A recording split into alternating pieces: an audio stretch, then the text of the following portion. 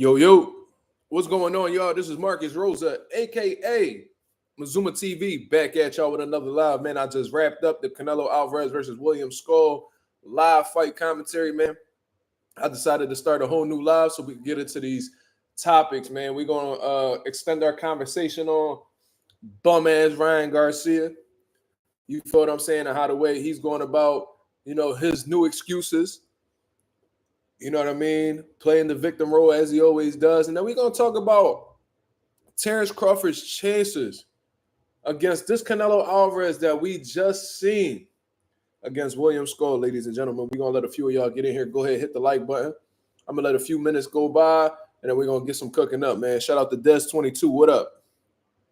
Coffee Plant says, hit the likes on the way in. Absolutely. Let me pin that comment. That comment was stupendous.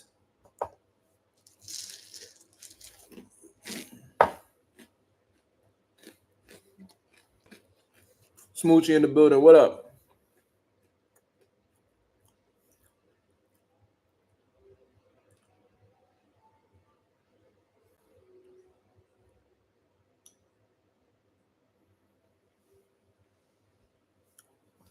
Work time, bud. Let's get right. Absolutely.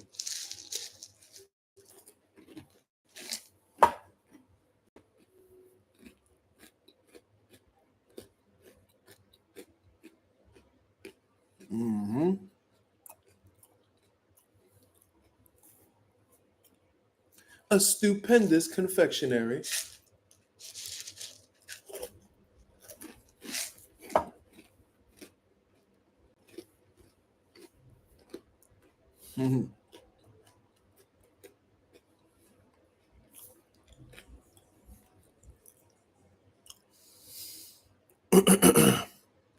Sean Terrence said, I thought they said Canelo was the best at cutting off the ring. Hey, man, he definitely had trouble. William Skull was on that bicycle. He was moving from left to right effortlessly. I seen Canelo having trouble keeping up. He crossing his feet, looking all goofy. Hey, man, Canelo Alvarez won. I mean, William Skull definitely went in there looking to survive. You know, he showed some good tools and shit like that, but he was very hesitant. He didn't really want to, I guess he felt them body shots or just felt his power and just decided to stay away from it and coach for 12 rounds. I feel what I mean? He looked like he was just happy to beat her at the end of the fight. Didn't look disappointed. Didn't look like he regretted his performance or anything like that. He just looked like he was like, oh, shit, I survived. So I guess he walked away with a moral victory. And, losers be satisfied with shit like that. You feel what I'm saying? We seen Edgar Berlanga going, this nigga had like a 20-man parade in Puerto Rico after he lost to Canelo because he went 12 rounds with him. All types of shit like that. You know what I'm saying? So, there's people that just be happy with moral victories. That's true loser shit. You feel me? But it is what it is. That was William Skull. What did we really expect? That man didn't beat anybody notable prior to Canelo Alvarez. That man was being matchmade very well out in Germany, being protected in Germany. You know what I mean? He probably had some big money people out in Germany, building him up, paid for, his slot in the IBF. By the grace of God, Canelo Alvarez decided not to fight him at one point in time because if not, he would have never gotten his world title. You feel what I'm saying? So he was just at the right place at the right time. He got the belt. First title defense against Canelo Alvarez, gets a career high payday. He gets to walk away with a bag and healthy. So in his mind, he won. Not in the ring, but in life. You feel me? So very, very interesting. One of the judges had scored 7-5. That's a competitive fight. Another judge had to score 8-4. That's slightly competitive. And another judge had it 11-1. So that's a shellacking. You feel me?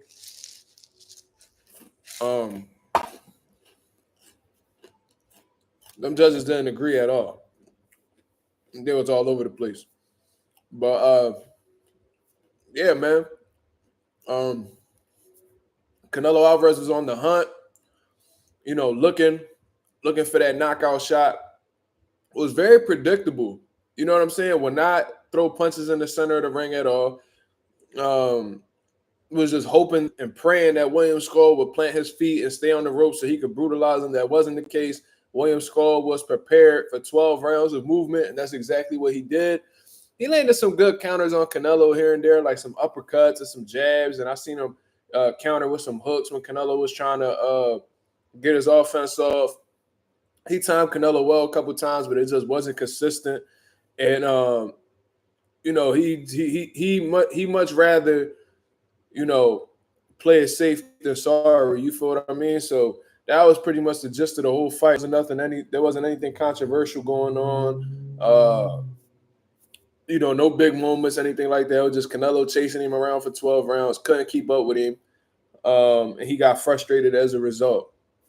He said, "That's why I don't like to fight these type of fighters. They always run from me. I don't know why they run. I don't like them type of fighters. Hopefully," he said, "hopefully Crawford don't do that."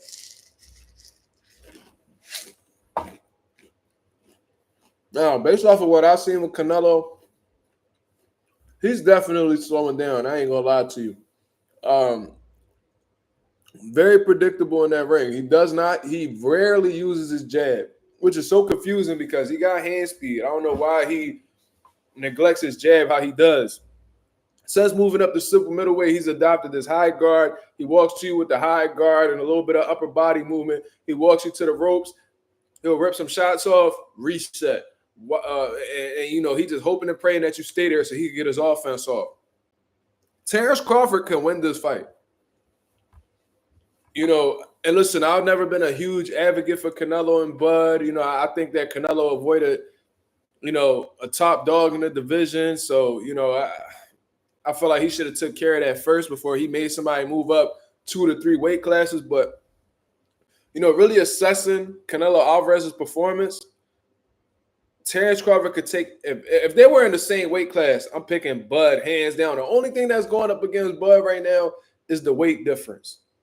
You feel what I'm saying? It look like Terence Crawford packing on some pounds. He look like he every bit of 180 plus right now, which is good. You know what I mean? You want to have that weight sit on you, I guess, so you could, acclimate to the weight as quick as possible, I guess. I don't think he'll be truly acclimated to 168 by September. September is right around the corner, so I don't think that's what's going to happen. But, Terence Crawford, he's not a small dude, but at the same time, he's never fought at 68. And Canelo may be shorter, but he's you can tell he motherfucker with he got dense bones. He got a big frame. You feel what I mean? He probably walk around 180, 190 pounds himself. So that's the only thing I'm necessarily concerned about. And, of course, he's never been in the ring with somebody who, whose power is as significant as Canelo Alvarez is, in my opinion. How will he be able to take a shot at 168? Is his legs going to be underneath him? Is he going to feel sluggish at the weight? Because moving up several weight classes can hinder your performance. Some people need to cut weight in order to perform at like an optimum level. You feel what I'm saying? There's fighters that look great at 47. Then when they was at 60, they didn't look like themselves. There was guys who performed at 40 that moved up to 47.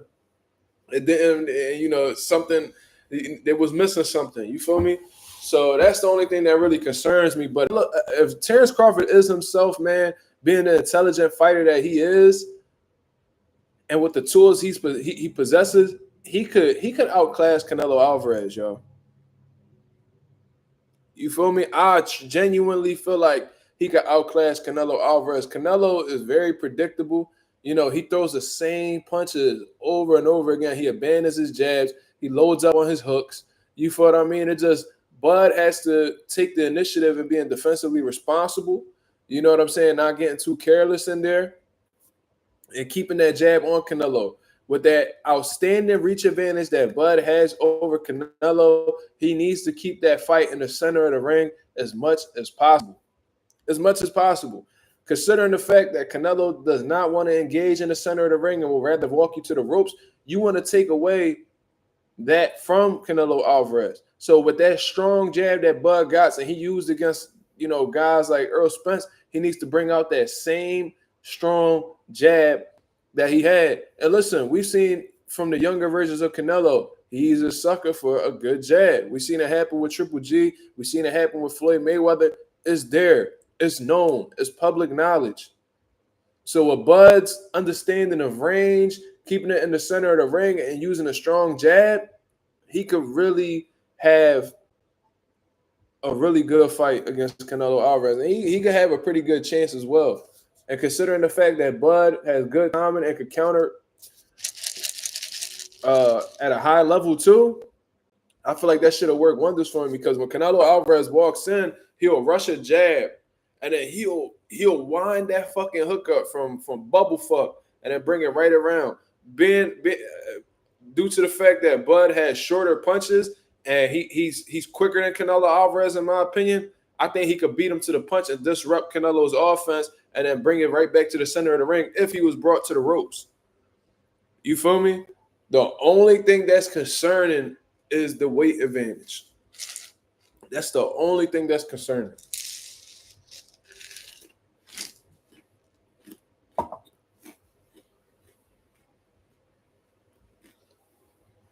Yeah, from bubble fuck. Yeah, Canelo throw that shit from all the way over here. And he wondering why Skull keep getting out of the way of them shots, bro. If a motherfucker who has any type of boxing skill sees that you winding this bitch up from all the way over here and you bringing it over here trying to hit him, he gonna get out of the way immediately. That's a telegraph shot. That's a telegraph shot. Somebody like Terence Crawford, he might get out of the way, but at the same time, he might throw some sharp shit or some straight shit right in between and beat you to the shot and catch you lacking and make you look stupid. I don't think he's gonna hit Bud with them wide ass hooks he be throwing.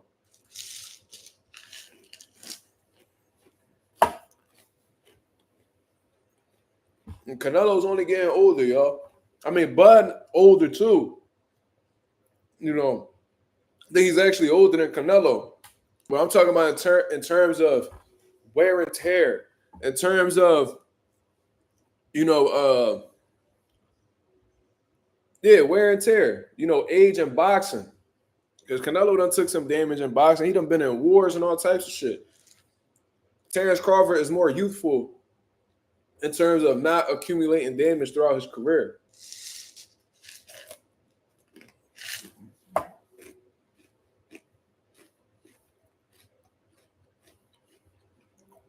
Yep, them 2 Triple G fights.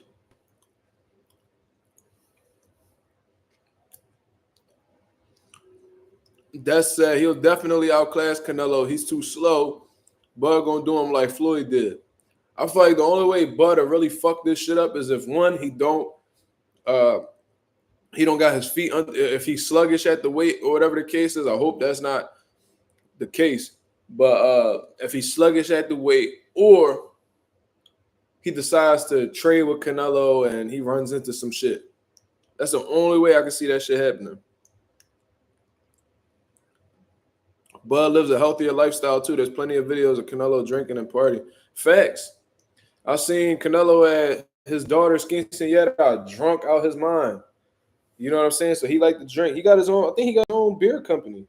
VMC. I think that's he got his own alcohol business. So that just lets you know what type time he on. But from what I understand, he don't drink, he don't smoke. You know what I'm saying? So that gives you an advantage as well.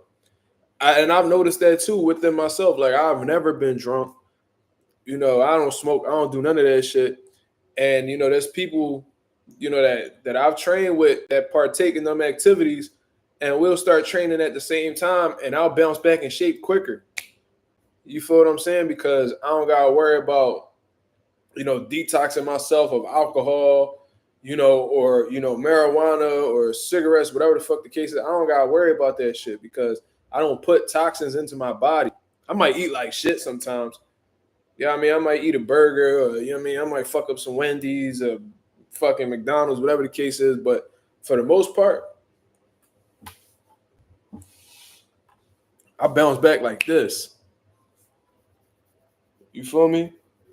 So that's the benefits of living a healthy lifestyle. You get in shape quicker. You know what I mean? And, liquor ages the body. Marijuana could take, and I've seen some high-level athletes use marijuana, and if you using it in moderation, it won't really bother you in particular, but You know, if you're sitting on the couch just smoking weed and shit like that, especially with the type of weed that's out here nowadays, it could really hinder your stamina and, you know, overall conditioning for sure. Look at Broner body off of him drinking. Yeah, he always look like he pregnant. Every time Broner not in camp or training, he always look like he pregnant. Look at him. Look at how he aging. Broner, how old is Broner? Broner out here aging like milk. Like 34, 34, white beard. White beard. Broner out here with a white beard, with a fucking looking like he pregnant. Liver fighting for his life.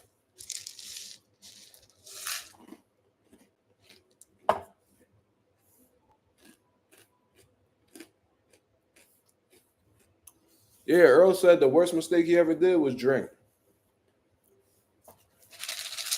I bet you that's why Earl used to struggle, you know, getting that weight off in camp. Because he would drink when he was outside of camp. You know, that liquor sits on you.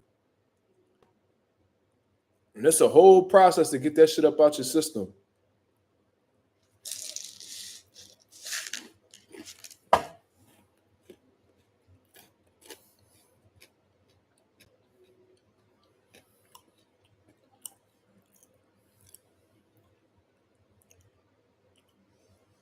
You said Berlanga really think he's some god right now? What happened with Berlanga?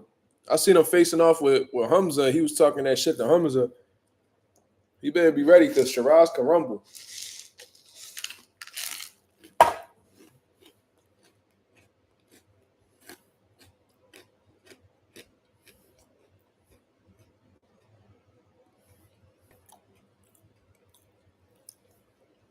Greg Gambino said, once you get it all out your system, you feel like a new man. That's true.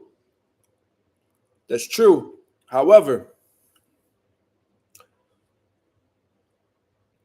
liquor could really do some damage that's irreversible. So you may feel like a new man and, you know, you might feel healthier, but, you know, the more you drink, especially that's liquor is like cancer to a boxer, bro. Like he'd be able to get away with weed, but liquor, that shit gonna find its way to destroy you, for sure.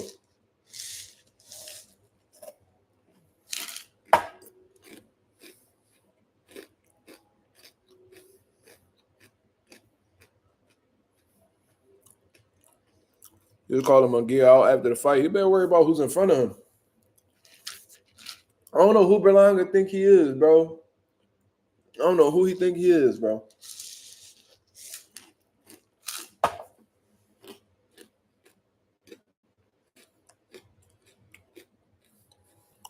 You flying out to Vegas for what? Bud and Canelo?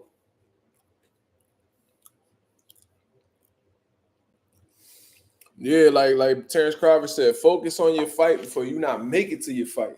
That's one of the most gangster quotes in boxing history. I'm sorry. When that nigga told Jose Benavidez, yo, focus on your fight before you not make it to your fight. That was gangster as shit. I ain't gonna lie to you.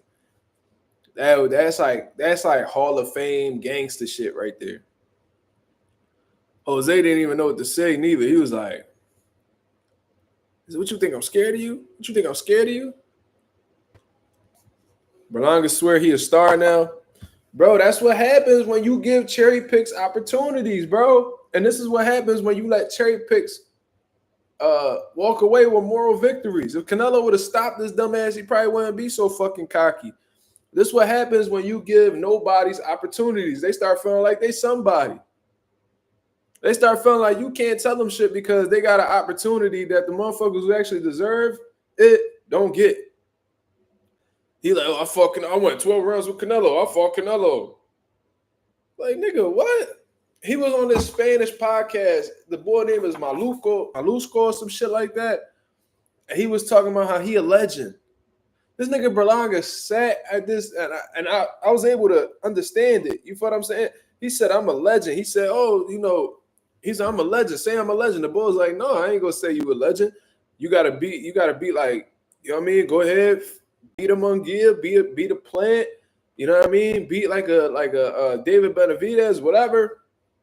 And then I give you your props. He like, no, I'm a legend right now. No, I'm a legend right now. I got how many first round knockouts Canelo Berlanga got? Like 14. He said, I got 14 first round knockouts. I got more first round knockouts than Mike Tyson. Whoa, whoa, whoa.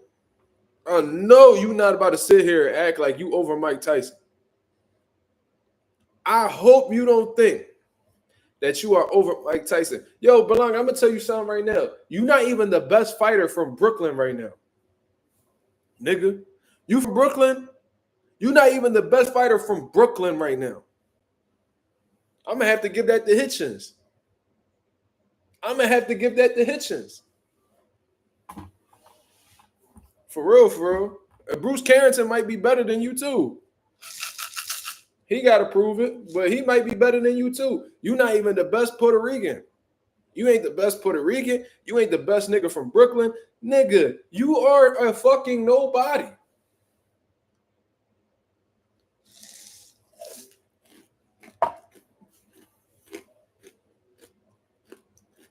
Nigga, and the motherfuckers you calling out ain't adding up to who you fighting. You calling out Plant, you calling out Charlo, you calling out Munguia. You fought a nigga who did 10 years in jail for armed robbery, was over 300 pounds in jail, lost the weight, and fought you. He wasn't ready. And they know you bullshitting. They know you capping. That's why they put you on Ammo Williams undercard, nigga. The humble your stupid ass. You this big Puerto Rican star, but you was fighting on a fucking co-main event in Florida where the most Puerto Ricans are in the entire country. You cannot make this shit up.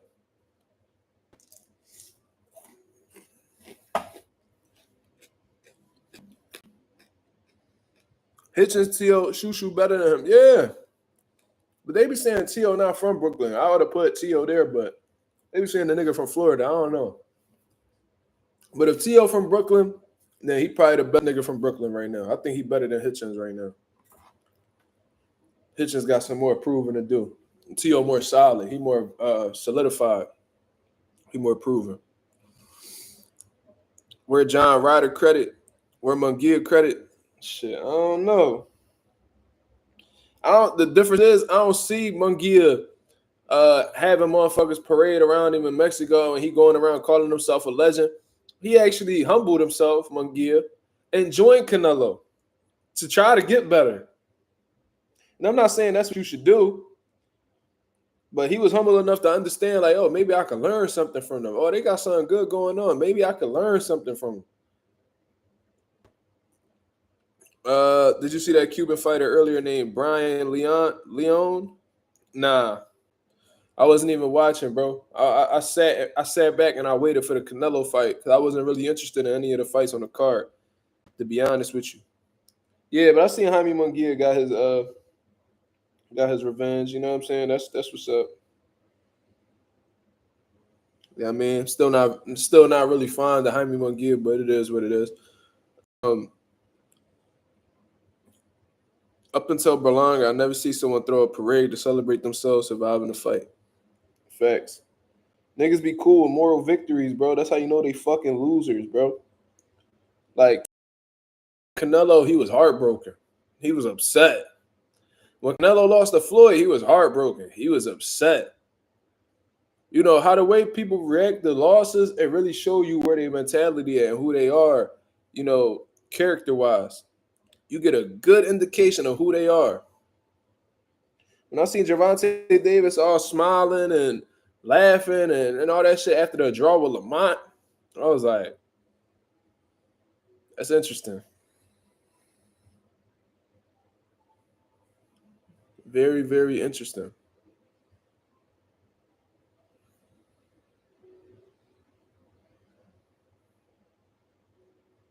Tank was happy that he got the draw. Yeah. Niggas be satisfied with mediocrity. That's been Tank's whole career though, just being satisfied with the bare minimum. You know what I mean? Not concerned about legacy at all, just giving you utter bullshit. just content with giving you straight bullshit.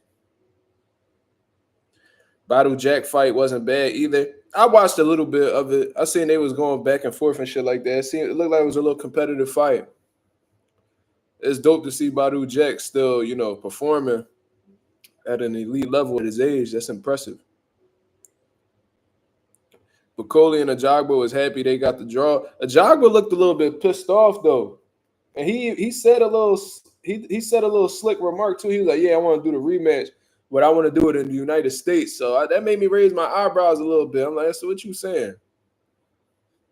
I guess he was trying to say like Bakoli's favorite in Saudi and shit like that, and Riyadh or whatever. So he want to bring it over here to bring it on more neutral grounds. I would like to see a rematch between Bakoli and Ajagba, but I want to see Bakoli actually train for this fight.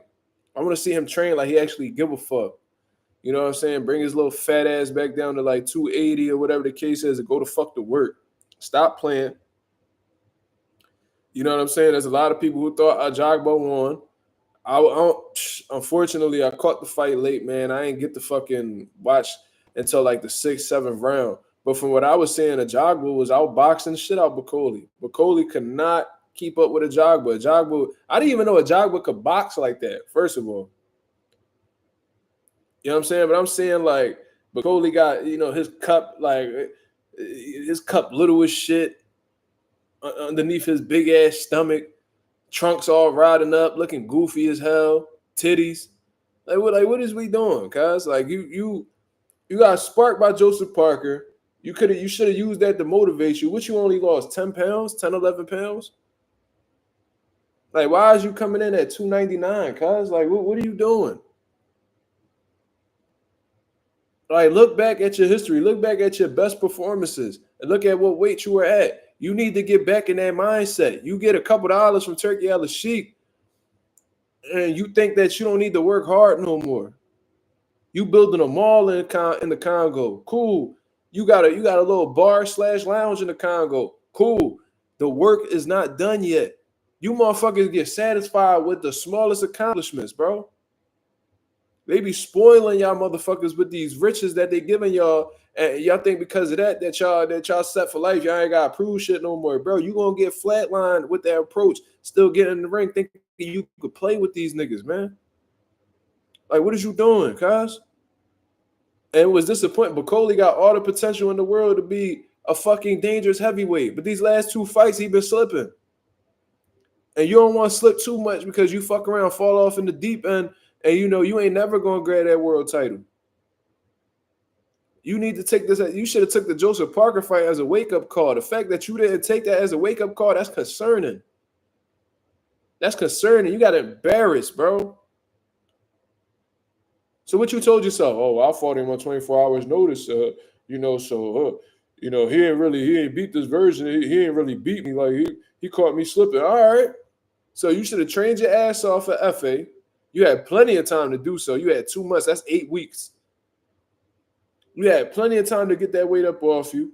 But I'm seeing you dirty wine in the boxing gym, and you fat as shit, ain't even training. You dancing and shit, popping your hips like a little queer, nigga. Why the fuck is you worried about dancing right now? We should be getting that weight off your big ass.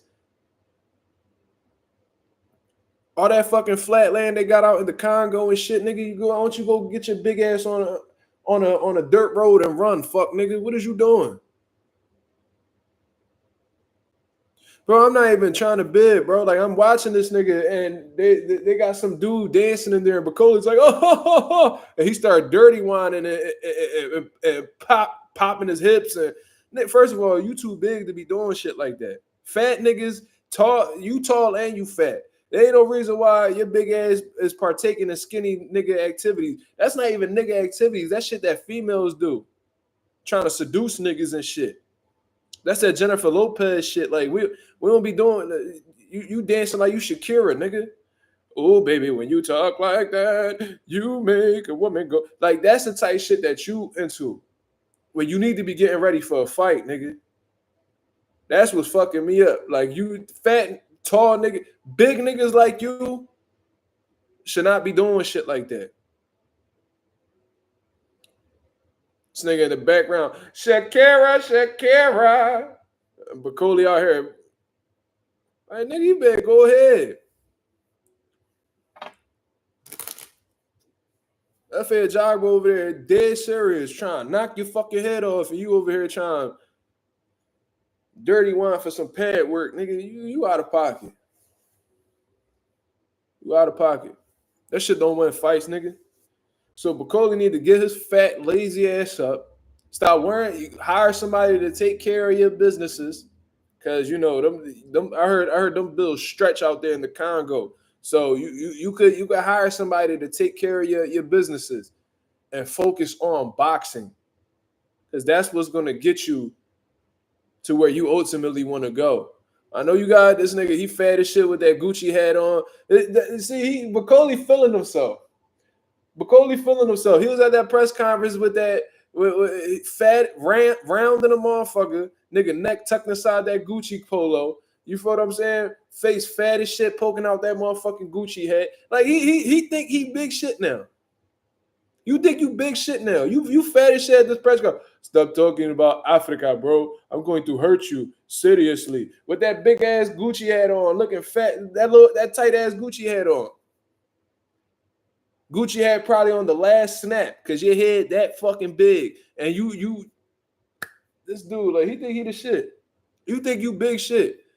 You need to bring your little round, you take your little fat ass out of Scotland and shit, eating all them crumpets and shit. Bring your fat ass to the US where nobody know you so you could get humble.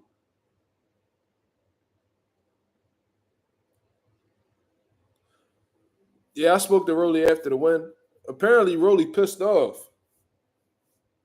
Apparently, Rolly mad.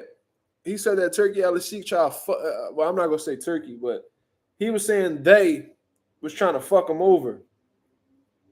He said they didn't give him a hotel room. He said they didn't give him, like, they didn't look out for him the whole time. Like, they was trying to fuck him over. You feel me? So that's what he's saying. I don't know. He didn't get into details. He didn't get into details. Like, I was like, yo, Rolly. I sent him a video of where he was talking because he said he felt disrespected. So, you know, better be a 2-time world champion, being a 3-time world champion. Fuck these motherfuckers.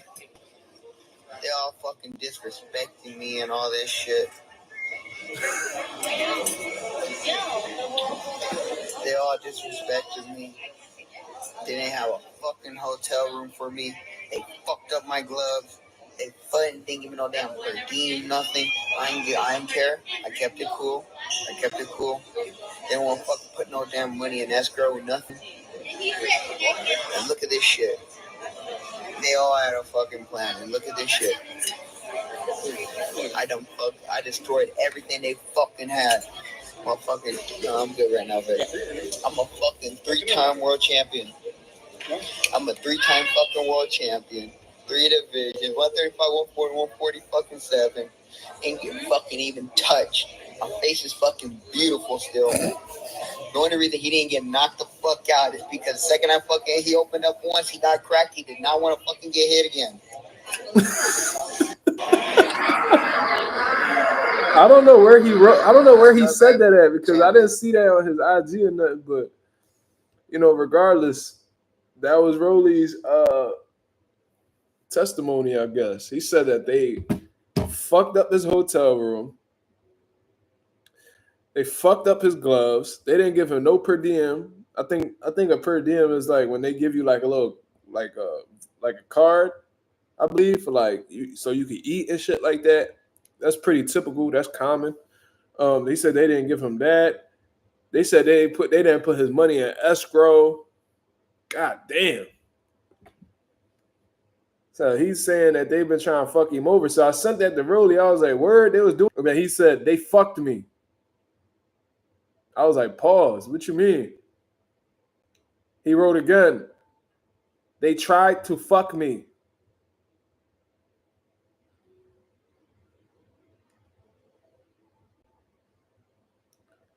And then I wrote, I don't understand. I thought Turkey took care of niggas. He said, they were trying to fuck with me.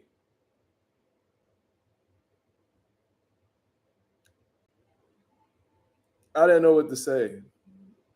Um, I guess we'll get more word from Rolly whenever things calm down a little bit. You know what I mean? I don't know what he was talking about, but he wasn't satisfied with how the way he was being taken care of over there. And listen, I mean, when you really think about it, Rolly was sent there to lose, bro. He has no involvement. He's not an ambassador of Ring Magazine or Riyadh Season. He's one of he's a PBC guy who's loyal to Al Heyman, Luis the Cubas, and all that. Um, he didn't have a relationship with Turkey Al Sheik before that. And you know, Turkey definitely got his favorites. He tell you who his favorite fighters are and shit like that. Rolly was never mentioned as one of them. So he was literally gonna be used there as a way to set up Ryan and Devin Haney. Turkey was using Rolly as a pawn. You feel me?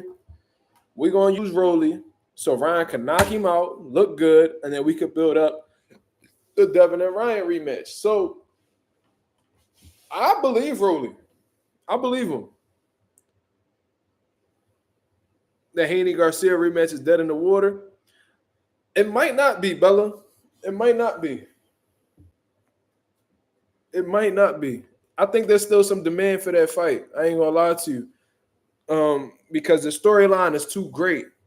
You feel me? I think that Ryan, with the victim's mentality that motherfucker got, he's gonna be able to convince the masses that there was a reason why, other than just not being the better man, that there was a reason why he lost to Rolly Romero. He was saying how, you know, he only had 5 weeks to train with Derek James. He just didn't feel comfortable. He said something about like the crowd. You know, he said it didn't feel right. No, motherfucker, listen, bro. Ain't nobody trying to hear that shit. Because what Floyd Mayweather say? True champions can adapt to anything. And that means atmospheres, adversity, injury, all that. All that. You feel me? So I don't want to hear that you didn't perform well because of the crowd. I heard Gabe Rosado mention that shit too. Gabe, shut up. Shut up. The fuck is you talking about, nigga? Stop trying to back Ryan Play. Stop trying to add to, trying to come to his defense. You feel what I'm saying? Because you was low-key trying to get to his defense, with that PED shit when you was trying to shit on Devin Haney. And that's why Bill Haney came at you at that, on that live stream and shit. You feel me?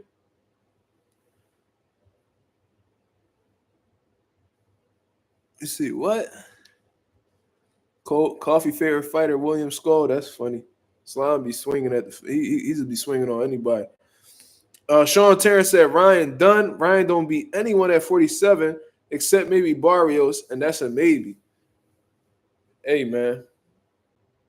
Hey man. Barrios the weak link right now, so I understand. But if Barrios clipping, if he clicking, he might rock. He might rock Ryan too, because Barrios could punch. Rolly do look strong at 47. You could tell. Did you see how big his back was, nigga? Bro, this motherfucking abs all like this nigga like an action figure, cuz like one of them G.I. Joe ass niggas. Fucking abs all crazy, back all strong, neck all. I'm like, bro, this nigga he should have been moved up. When he told me on the channel, he said, when I was at 35, I should have been at 40. And when I was at 40, I should have been at 47. And I was talking to him about it behind the scenes, and he was like, bro, I just feel so much stronger. I recover easier now. Like he just felt revitalized. And that's what kind of gave me the confidence in picking Rolly too. Not because I know the mentality of a fighter. You feel what I mean? I'd have been in them shoes before. And I had a situation where there was a point where I couldn't make a certain weight no more. And then when, I started like experimenting with my weight and shit, I was like, oh, I feel a lot better here. You feel what I'm saying? So your body grows, you know what I'm saying? And, boxers get a little daring and they go against what their body's telling them, and as a result, they go through some detrimental things. You know what I'm saying? Coffee Plant said he acclimated to 47 pretty easy. I agree, and him acclimating easily to 147 lets me know that his body has been dying to be at that weight. Like it was past due. If you acclimate that easy to the weight, that means that you should have been there.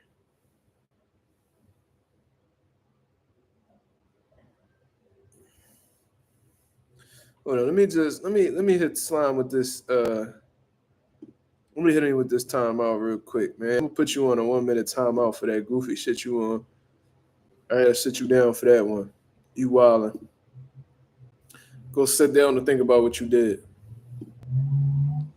I don't play with Boost over here, cuz Jerron Ennis is my nigga. That's my nigga. I ain't about to be doing that. Nigga, go sit your ass down. Come back a better man, nigga. Anyways, shout out to everybody that's in the building, man. We got 41 people in the building. Y'all can go ahead, hit the likes. That'll be very much appreciated. Let's get into some topics, man. Go ahead, ask the questions. Let's see what conversations we about to have, man. I'm looking forward to having these conversations.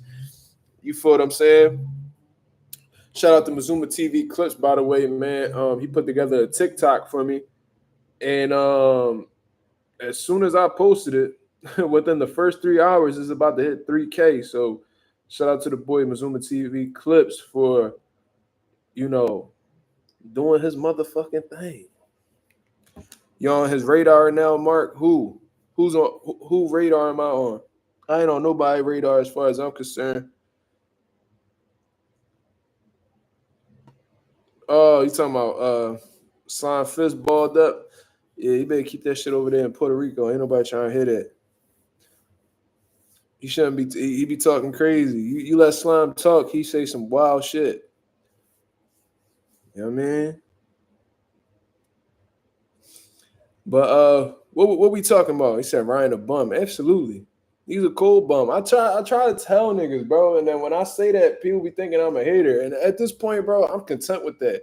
Like, you can think whatever the fuck you want to think, bro. But one thing about me, I ain't gonna sit here, you know what I'm saying, and sit here and just be fronting just to keep niggas happy. Anyway, fighting next soon. Who you think at 26 beats Anyway or gives Anyway the toughest fight? 26. Nick Ball could give him a tough fight, bro. Nick Ball could definitely give him a tough fight because of that aggression. That aggression, that intensity, and him not being scared of Anyway, bro, that could definitely give him some trouble. But I would really have to, look at that. I think Espinoza could give him some trouble too because of the height and the overall size difference. I think 26 is where Anyway is going to run into some real trouble. I think he's going to run into some real trouble. Nick Ball could give me some fits, but Espinoza, what he like 5'10", bro? That's going to be a problem for Anyway.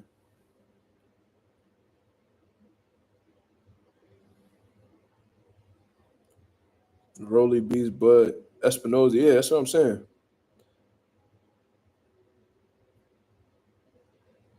Yo, Espinoza's 6'1". Holy shit.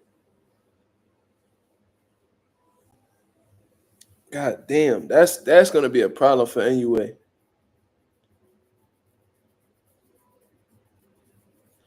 Or most boxer fans and even boxers turning on Turkey after this weekend? I don't think they're necessarily going to turn on Turkey because the reality is, as long as he paying, motherfuckers are going to gravitate towards him. But I do think that boxing fans may turn on Turkey Al-Sheikh as a result of this because they not liking how the way he going about doing things. And look, Turkey Al-Sheikh is new to the sport. I think he's trying to bring like some I think he's trying to try some new shit. You feel what I mean? I think he's just trying to think outside the box and see, how things work. And look, when you try new things, there's going to be some trial and error. Like, there's going to be some shit that'll work out. There's going to be some shit that that doesn't work out. And I think what Turkey Al-Sheikh does that I actually like, I think he actually listens to the criticisms, and I think he adjusts accordingly based off of that. You feel what I'm saying? Like I remember, y'all correct me if I'm wrong, but I remember there was people criticizing, his events because like like people was performing for a long ass time when we should be getting fights. And I think since then we haven't seen any like long ass performances and shit that.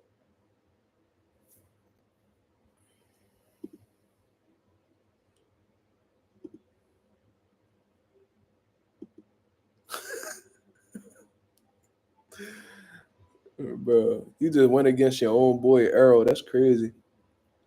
Slime is like the biggest Earl Spence fan. He turned on Earl. That's how much he fucking with Rolly. That's crazy.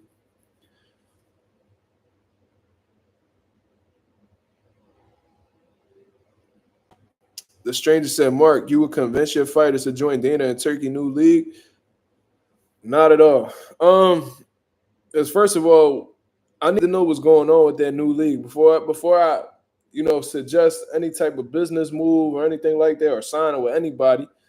There needs to be some type of transparency. And from what I've heard, this new league or whatever the case is, or whoever's behind the new league is trying to get rid of the Muhammad Ali Act, where if they were to remove that Muhammad Ali Act, they won't be legally obligated to provide transparency to fighters. In terms of like what the show generates and shit like that, auditing promoters and shit like that. So yeah, I don't know if I want to sign my guys with people who don't believe in having transparency with fighters or feeling like fighters don't deserve a seat at the table. I'm not really a big fan of that. You feel what I'm saying? And it also depends on what stage of their career that boxer's in, because they may be a star in which they probably don't need a promoter. You know what I mean? Maybe they just need a good manager. Maybe they just need a good lawyer. You know what I'm saying? Because I think once you get to a certain level, I think I feel like having a promoter is pointless. I think it gets to a point where you should become your own promoter. And if you do sign with a promoter, it's either for an amount of money that you can't get anywhere else, or they giving you the opponents they giving you the opponents necessary to really excel in your career and get career high paydays. That's the only way you should be signing with a promoter. But even then, I've seen fighters, work with promoters and not be signed with them. I seen Mikey Garcia do it after he left Top Rank. He was working with PBC, Matchroom. He was working with everybody and their mom. Shit. I'm seeing Canelo do it right now. He PBC, Matchroom, Riyadh season now. Like he Golden Boy, he done been everywhere.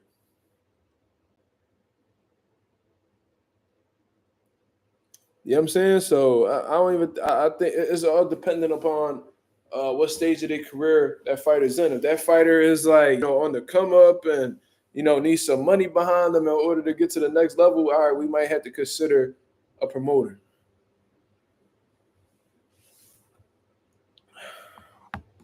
What y'all think about PBC possibly trying to make Charlo versus Thurman? I love that fight. I would have much rather have seen. Listen, if Keith Thurman gonna be at 154 and really wants to prove himself and get himself back in title contention, like he says, I think Jermell Charlo is the right fight to get. However, I'm starting to get this sense. I'm sensing that PBC just looking to cash Thurman out. I don't know if that's a good fight. I don't know if Jermell's a good fight for Thurman. Thurman probably banking on Jermell being rusty or whatever the case is. I don't know. I heard that Jermell agreed on his end, but they still waiting for confirmation on Keith Thurman's end. I think Keith Thurman's not gonna take that fight. I don't think Keith Thurman's gonna take that fight. I think he's gonna sit back and wait for the winner of Fundora and Zoo. Because from what I've heard, Thurman's supposed to be getting a shot at either one of those guys. Especially if Zoo comes out successful. I'm hearing that Zoo might fight Thurman afterwards because they got some unfinished business. Because if y'all don't remember, Thurman was supposed to fight Zoo and then he tore his Thurman tore his bicep. So then, Zoo had to face Sebastian Fundora. And we seen what happened with that. Thurman should fight Conwell. Man, Thurman ain't gonna fight no fucking Charles Conwell. Especially after that last fight that Conwell had. He would never look in Conwell's direction. He gonna sit there and act like he don't know Charles Conwell, like how he acted like he ain't no Boots Ennis. If they were to fight Keith would last a bit because of Charlo's inactivity, but eventually Charlo gonna catch Thurman and sleep him. Damn. I think Thurman trying to get his last few he trying to get these last few checks before he get up on out of here. Black Caesar, what up? He says Bud gonna light Canelo up if he carried the weight right. Pause. There's a lot of holes in Canelo Alvarez's game, bro. I think what's going to kill Canelo is his lack of variety when it comes to his offense. Somebody who's an elite level counter puncher and can adjust on the fly like Bud, he's going to pick up on them patterns and them tendencies that Canelo has, and he's going to start making them pay for it. You feel me? So, yeah, it's the same approach every time. You know what I'm saying? Yo, Mark Skull seen Devin Haney said, bet that's what I got to do. That's petty. That's petty. Well, he didn't do what Devin did because he lost. Yeah, jab, hook to the body. Yeah, like he'll rush the jab too. Like he don't really like extend it. He be like, boom, boom, boom. Like it's the same shit every fucking time. Bud being the counter puncher that he is, because I seen Earl try to do the same thing with him, where he'll come in behind a jab and try to touch the body, and Bud tighten up and shoot some short shit in between. And I think that was one of the shots that had knocked Earl Spence down. I think it was like a sharp left uppercut or some shit. Boom, dropped him. You feel what I'm saying? So Bud could shoot short shots in between wide shots. Canelo do got some wide ass hooks that can be countered. Earl beat Bud. All right, Slime. You're gonna have to sit down another. You're gonna have to sit down another. You're gonna do 5 minutes this time. Go ahead and think about what you did, cause you wilding. You're not adding to the conversation, brother. Mazuma, my brother, you know your box. I appreciate that, Todd. Thank you, man. I try my best for y'all.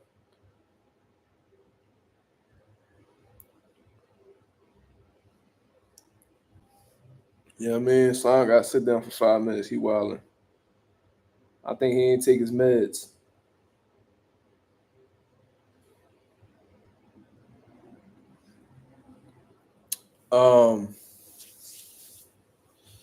Yeah, man. I wanted to cook up on Ryan, but I felt like I really fried him yesterday, and I kind of don't got much to say anymore because at this point it's going to be repetitive. So I'm gonna fall back off of Ryan. It was funny seeing that nigga cry in the car though. That nigga was literally crying in the car. This nigga was like, it was one of them joints. One of them type John, ugly as shit, eyes closed, ugly ass.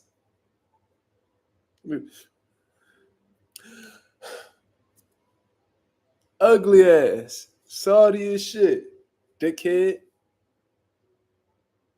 Really thought you really thought Broly was a cakewalk, you dumbass nigga. You really thought you was that good. Yo, hold on. Let's play Rolly's, not Rolly. I don't really care about Rolly's post-fight interview. Let's play Ryan Garcia's post-fight press conference. I want to hear what he had to say, actually, because I was watching it. Oh, shit. Where's it at?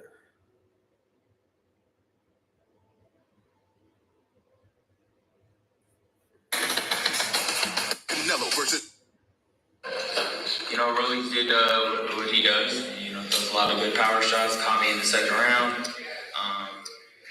But just even in the start of the fight. Look at Derrick James' coon ass. Look at him.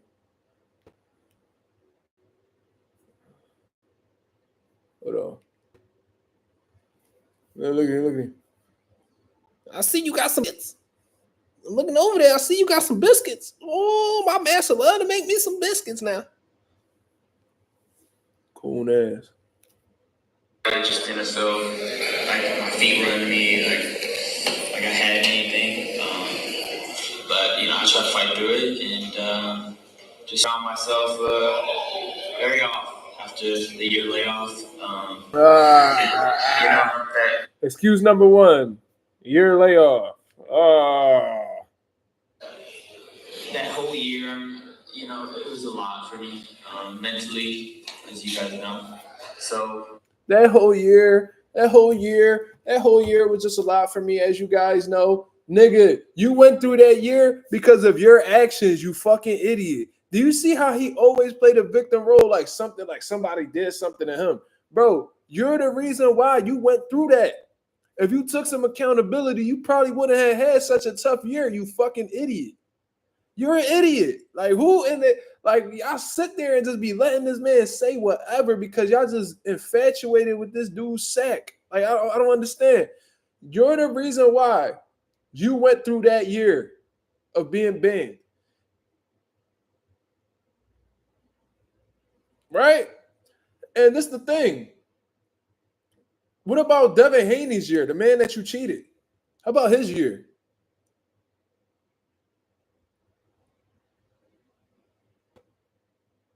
Lion crying Ryan. I like that right there, boy. I gotta pin that one. Lion crying Ryan. We're gonna call that nigga King Cry. King Cry Garcia with your nut ass. Don't call him King Rye. Call him King Cry. Fag. Now look, Derrick James always look like he in deep thought about some shit. Ooh, when I get home, that biscuit gonna be nice and hot out that oven, bosser. Ooh, and oh, you got that Popeye's chicken sandwich over there, bosser. Is that the Popeye's chicken sandwich there, boss? Did you? Ooh, and you got the hot sauce over there too, bosser.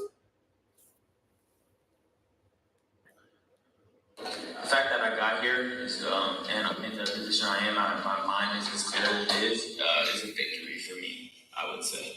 But I'm extremely disappointed in the way I fought, and it definitely isn't my best in any way.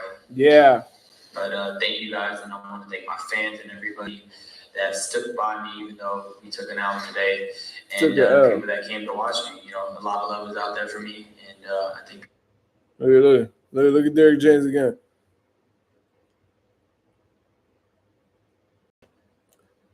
I bet you know that voice that you got, your conscious. I bet you his conscious voice sound like Patrick Starr.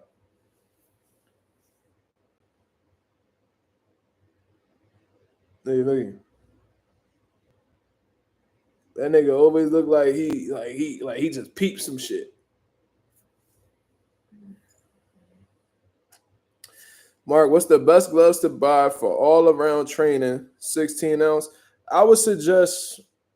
I mean, everybody's different. It all depends on what you like. I don't know if you like protection around the knuckles. I would say get you some like Everlast 16 ounce lace up gloves, like some Power Locks or some shit like that. They might cost a little bit, but they worth it because they last a long time. I'm Dirty Dan. Who you calling Pinhead? Look. That's Patrick. That's what his voice sounds like in his conscience. Who you calling Pinhead? Stupid ass. People know my heart and know that I'll be back and better than ever. Just sort of take on the whole scene. I'm wondering if Nigga said his voice got a lot of peon in it. That's funny. Had that been a full arena, maybe fans chanting, would it have done some different kind of scene? Oh my God! Look! The media about to give Ryan another excuse. Did y'all hear that? Did you hear that? Listen to that question that media person asked. I'm extremely disappointed in the way I fought, and it definitely isn't my best in any way. But thank you guys, and I want to thank my fans and everybody that stood by me, even though we took it out today, and the people that came to watch me. You know, a lot of love is out there for me, and I think people know my heart, and know that I'll be back. I know your heart pump Kool-Aid, you bitch ass nigga, you soft nigga. Brian? Just sort of take out the whole scene. I'm wondering if maybe had that been a full arena, maybe fans chanting, would it have done some Maybe if it was a full arena and the crowd was chanting. different? Kind of seemed a little quiet for what we were expecting. Yeah, I didn't really wasn't a fan of that at all. It felt Look, you just gave him another excuse to go with. If the arena was full of guys that wanted to suck your cock, would it have revitalized you more, Ryan? If you had more people wanting to touch your abs in the crowd, would it have motivated you more in the ring? sparring match, and it felt like you could hear everybody, and it just didn't feel authentic to me. Oh my God, you could hear everybody in a room, in a fucking room of people that's watching you fight. You could hear everybody. Did you? I don't understand.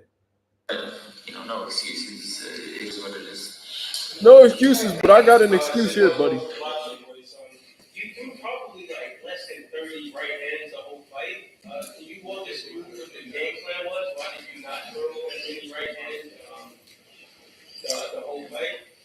I mean, that's just part of just me not, being as sharp as I could be. I just didn't really throw anything, to be honest. Nigga, he ain't want to throw that right hand because that left hook was sitting there waiting for his bitch ass. Why would you ask that stupid ass question? Just think about it. If it's two orthodox niggas, bro, he's already shook because he got dropped with that left hook. Why would he throw his right hand? Why would he throw that right hand when Rolly would easily slip over to his left side and come over with that left hook? Why would he do that? If he got put on his ass with a left hook and he don't want to get hit with that left hook no more, maybe he's the one who needs to keep his right hand up. And I seen Ryan fall in with that right hand too a few times. That would have got him really put the fuck out. Why you only threw this many right hands? I'm just trying to figure out why you ain't throw. Nigga, what he get dropped with? A lot of these people, they can answer the questions themselves. Orlando Finney said, "What's good, Mazuma Nation?" Racist Ryan was crying because he knows that without those banned PEDs in his body, he is an average fighter. Beautiful comment there, Orlando Finney. I gotta pin that one. Where is that? There you go. We all know this. But when people were saying, "Oh, look, his body looks different. Oh, you guys crazy, man. When he knock out Rolly, y'all gonna see." I think you the one that saw, nigga. Anyways, so now Ryan has the year layoff as an excuse. He's blaming not hearing people in the crowd. I don't know how the fuck that's an issue. He said he was hearing everybody.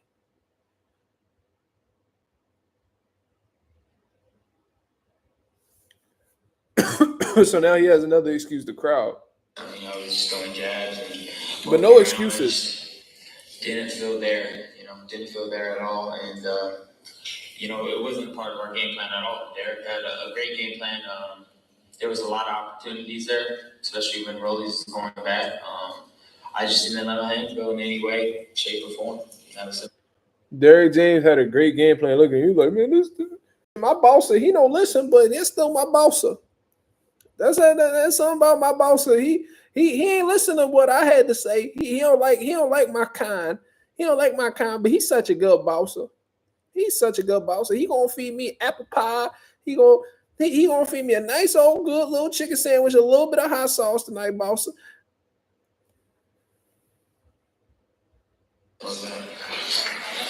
Garcia would fight. Ryan, I just wanted to ask you, because you just saw recently Tank and Lamont have a tough fight, and they had just, obviously you and Rolly have had some history. We talk about the sparring, but do you think that any of that history played into tonight's outcome? No, I just think that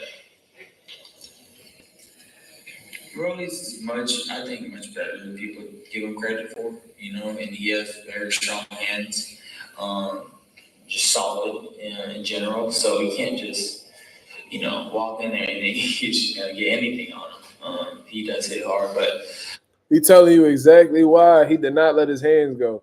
He wasn't trying to admit it at first. He was saying, "Yo, I just couldn't let my, I just wouldn't let my hands go." But it wouldn't say why. Now he's telling you why. He punched way too hard to take a chance against. Orlando Finney said Derrick James got trainer of the year recently. They should give him sellout of the year. Yeah, coon of the century. I don't think the sparring played anything. I was just more of how this night played out. It just wasn't my night. Do you think you underestimated him at all?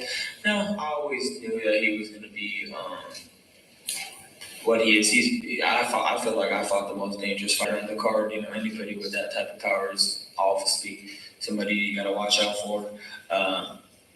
But I've always thought Rolly was going to be Tank. Just think I just didn't do anything I should have done today. Right down front.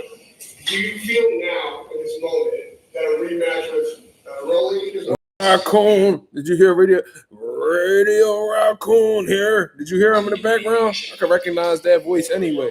Do you feel now in this moment that a rematch with Rolly is more important than a rematch with Devin, or vice versa? Oh man, that's a good question. Whatever the fans want. They want me to. Whatever the fans want. Let's do it. They want me to go straight for Devin. Let's do it. Styles make fights. I'm willing for any of them again. You're committed for the way you conducted yourself in the build-up to this fight, so the outcome's a bit ironic. What do you feel like you need to change? In the ring, outside the ring, to build up to whatever the next fight is? Right. I think it's just both, combination of both. Throughout the camp, just couldn't get anything going. I felt for myself in training camp. Here you go. I feel like I had more conditioning, more energy, or more sharp. I just feel like I couldn't.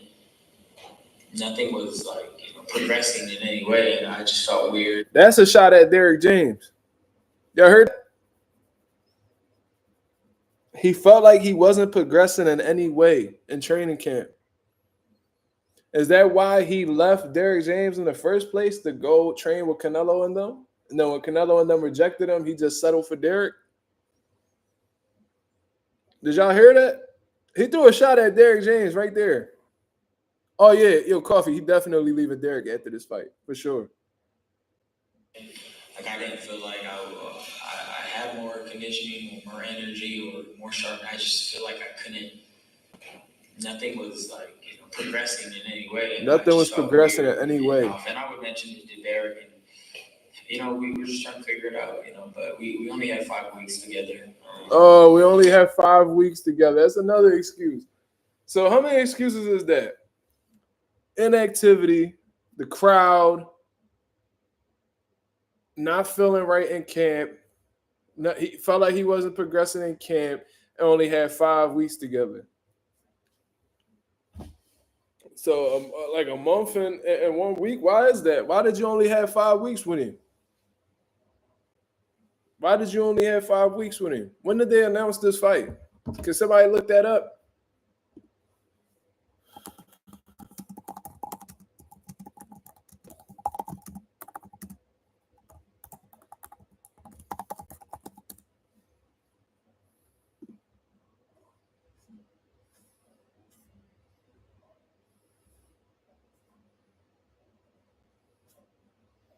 Yeah, I wish I could see when they announced this shit.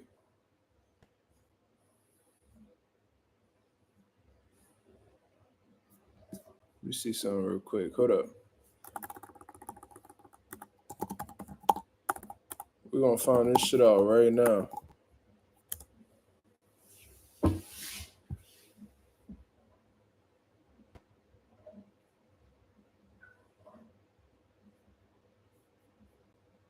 Anybody know? Shit. They announced it in January. Rob said his conditioner wasn't there because he didn't have a needle in his arm.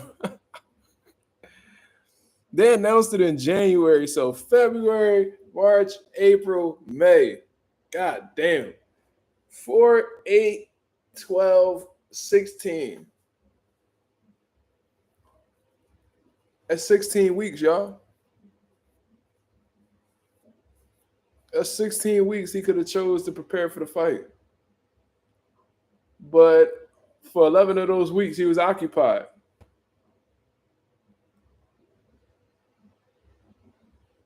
How you know that, Coffee? How you know they announced the fight in January? I'm just trying to get an exact date.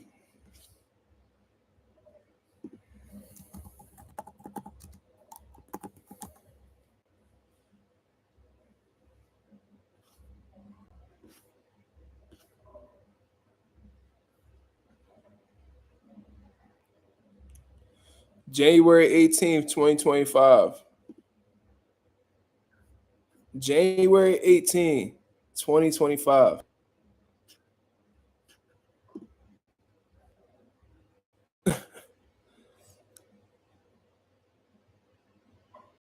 Mm-hmm.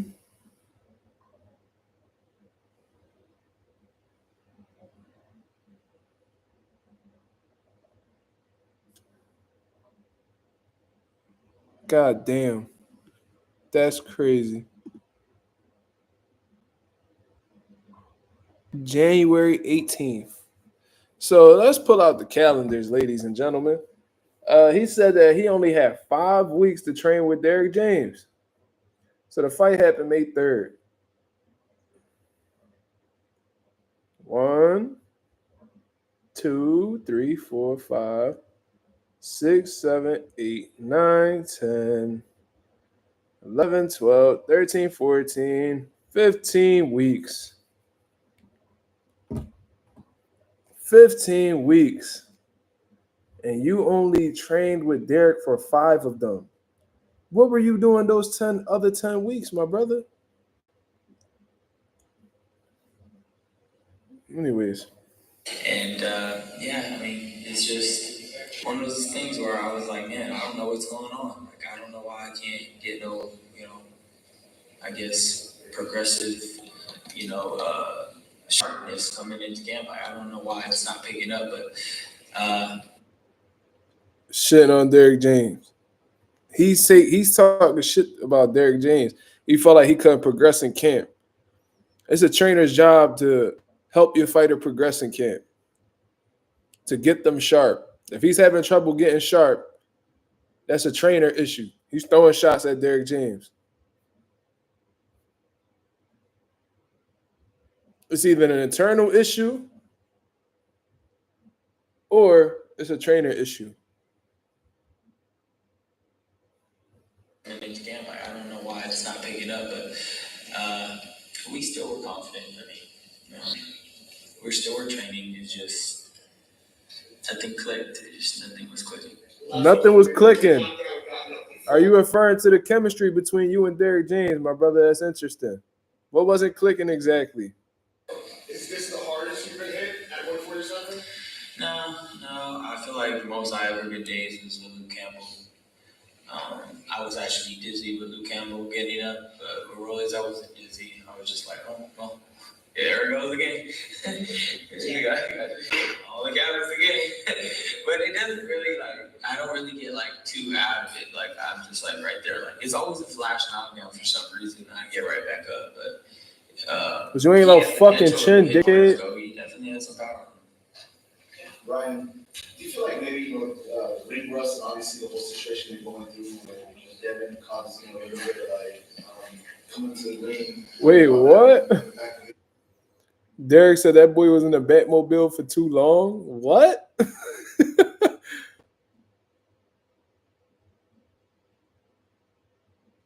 There have been stories about Ryan not being disciplined in camp, so of course it's just DJ's fault. Yeah, the whole Devin Haney lead up, he wasn't showing discipline in camp.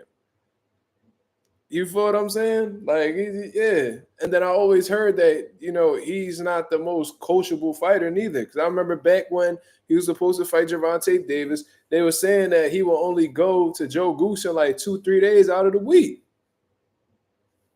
And that he'll train on his own on other days. Like, he just did whatever he wanted. Like, he'd be wanting his coaches to be yes men and shit like that. It was just so weird because usually once you step in the ring, everything fades away. This time I went into the ring and I could hear everybody, Shakur, Richardson, everybody like just screaming stuff, and I'm just like, I don't know why I just zoned it out. It was weird. Like, it just felt like a weird fever dream just happened. It was just so awkward. Like, I don't know why. Like, usually fights don't feel that way. It just feels like you're in it, you're fighting, you don't hear nobody, nothing. So yeah, that was a little different for sure. Just curious, how do you feel about the weight, and regardless of who you fight next, do you think you'll stay at welterweight? Yeah, I mean, I feel like I'll stay at welterweight. I felt like I don't really feel too much different because I walk around like 160, so it's not really like too much of a difference for me. But today I didn't feel good at all, obviously. But as far as like, did I feel any different? Just weight wise, maybe a little slower. I don't know. And if it's not a rematch with Devin or Willie, would you consider Conor Ben, since he's also coming off a loss with a good performance, and you guys are both very confident? Like I said, whatever the fans want, man. I've always been open to fight anybody, so however the fans want. There's Foxy. Yep. I have a question about now the walk entrance. You came up in the car. Now the question is, what was warm up before the fight? Getting and it was at the hotel. You guys warming up. Yeah, it was at the hotel. I mean, how long did it take from the hotel to get into the arena? I mean, it's kind of like, it really didn't make sense because like one of our big concerns was icing down. Exactly. Cool out. I talked to him about it. Too much time in between us working out. You're supposed to stay fresh. Yeah, you gotta be fresh. You gotta warm up. I'm not saying that's the reason. I'm just saying that that's like the icing you out. It's too much. So yeah, well, you can go ahead and answer, but I talked to him about it. Right. It was like 30 minutes. 30 minutes. It was cool down. But I didn't know. I thought it was closer to the arena than because I didn't really watch the entrances and how long it was taking. I was just kind of watching the fights, but I was like, "Man, I'm in this Batmobile forever." Now they blaming.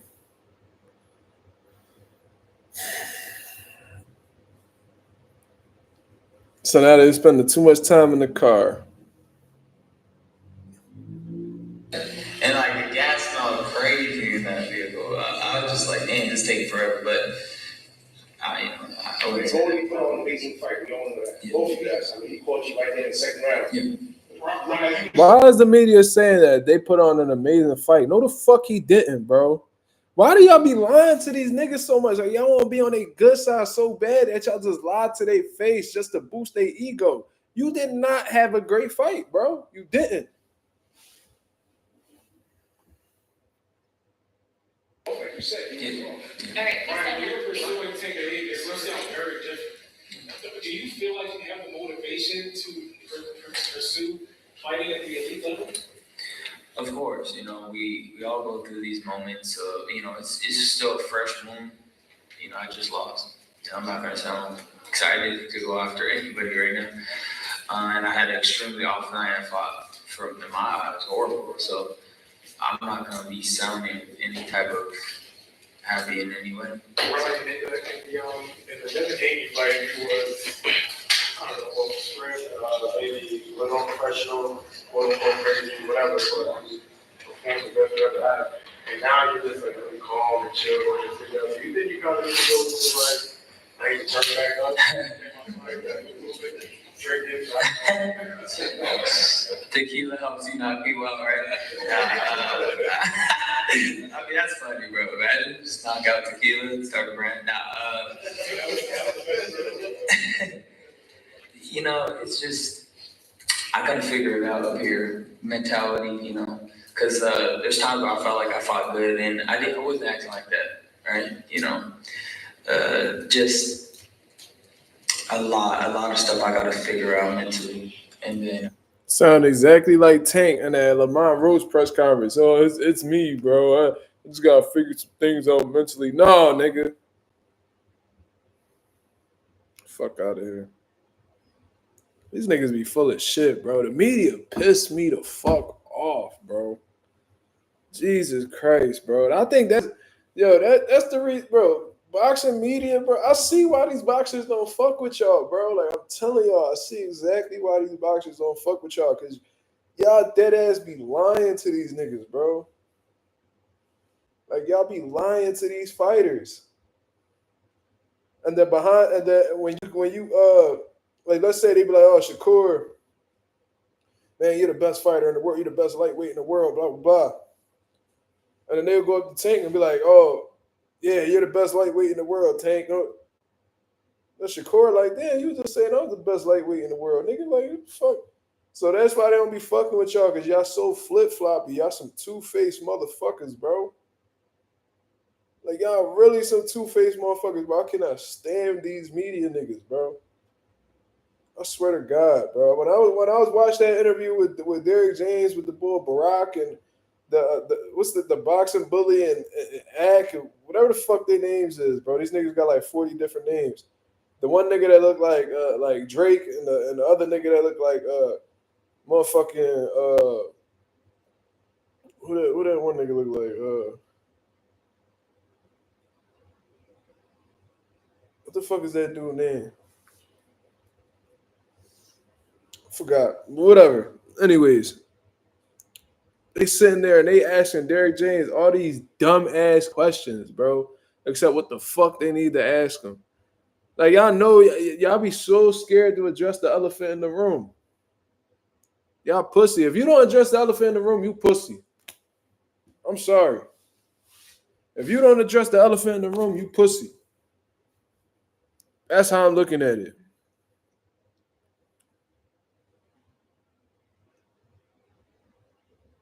Like they ain't bring up, bro, correct me if I'm wrong. I ain't hear not one question where they asked about Ryan Garcia's racist rants. I ain't hear them say nothing about how the way they asked Derrick James. I heard them ask like, oh, well, what made you take Ryan Garcia back? Oh, what happened with that? And he answered, it was such a stupid ass, oh man, I had to think about it. But when I seen that interview, because I don't be on the internet that much. Derrick, you look like you have trouble typing, my nigga. You look like you type like this. You stupid ass nigga. You look like you type like this on the keyboard. You slow, bald-headed bastard. So I can see why you don't be on the internet. It might be a little bit overwhelming for you. But what I'm saying is, you brought up the dumbest reason. And this is let me know you a sellout. Just say you a sellout.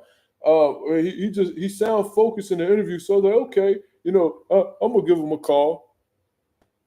Meanwhile, he ain't calling you dumbass nigga.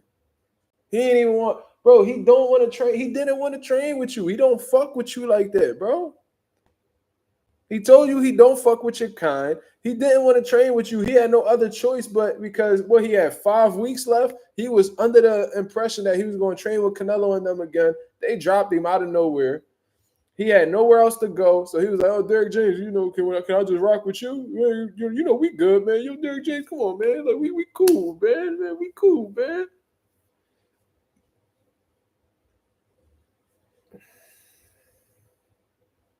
Took him back like a dickhead.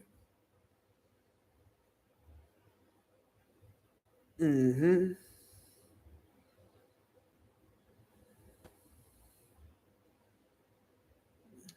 Nigga's a cornball, bro. You sound focused, so I'll give him a call. Nigga, stop it. You was a last minute replacement, cuz. You was a trainer alternate.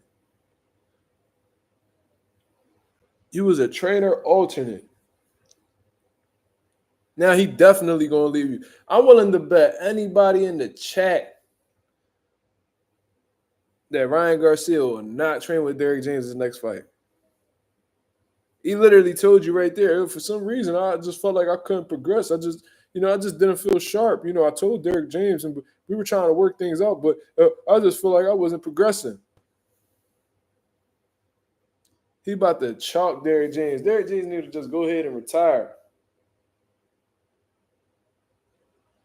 But I think the other drug chief just hired him, Alicia Baumgartner. I think she just hired Derek James. So he got to deal with another drug chief.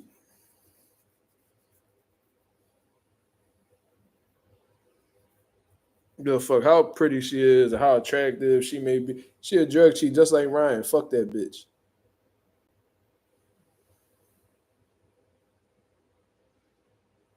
You know what I mean? Let's get one more topic before we get up out of here, man. I'm about to go lay down. I'm tired of shit.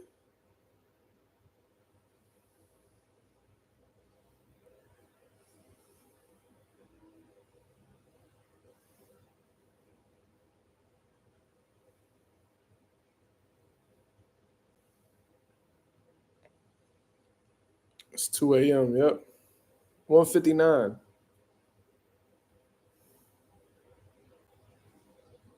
What the fuck?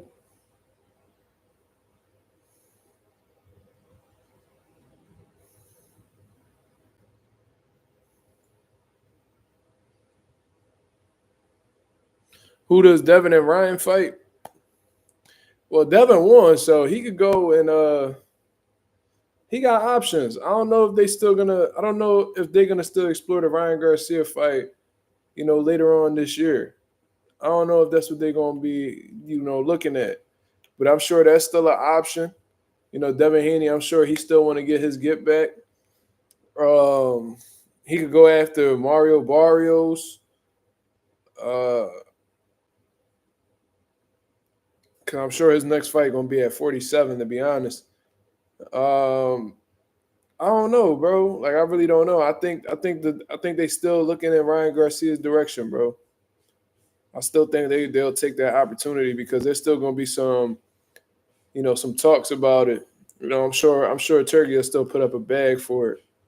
To be honest with you, but I don't know. Ryan Garcia might go in a different direction himself, so who knows? Ryan Garcia, I don't know what he do. I don't know who he fight next. I don't give a fuck who he fight next. Stephen X said Devin versus Boots. Devin not gonna look in Boots' direction, y'all. I'm telling y'all. He trying to get his career back on the right track. He trying to shake off. He trying to shake off that trauma he just went through. He ain't gonna fight no Boots, guys. I'm telling you. And for real, Boots probably won't even look his way because Boots trying to unify the division. So he got his eyes set on Norman and he got his eyes set on Barrios. You know what I mean? So I see like Teofimo acting like he wants to smoke with Boots and shit like that. I don't know. Teofimo might take that spot before Dev do, to be honest with you. You can see Ryan rematch Duarte.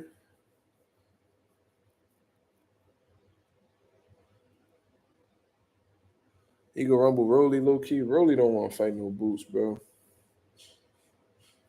Every time they ask him about another opponent, he be like, "Oh, I don't really care about that right now. I don't really care." Like he don't want to answer no questions because, he ain't really into calling anybody out.